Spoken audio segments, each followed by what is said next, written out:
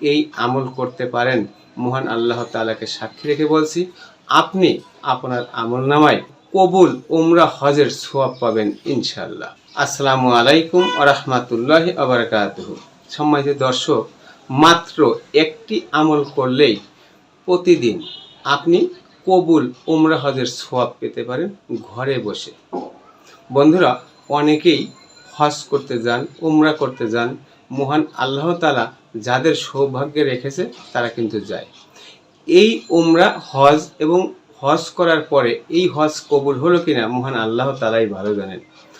আপনি যদি ঘরে বসে প্রতিদিন 5 ওয়াক্ত নামাজের পরে সালাম ফেরানোর পরে কথা না বলে 33 বার সুবহানাল্লাহ, 33 বার আলহামদুলিল্লাহ, 33 বার আল্লাহু আকবার, অর্থাৎ 34 বার আল্লাহু আকবার, সর্বশেষে লা ইলাহা ইল্লাল্লাহু ওয়াহদাহু লা শারীকা লাহু লাহুল মুলকু ওয়া লাহুল হামদু ওয়া হুয়া আলা কুল্লি শাইইন কাদির।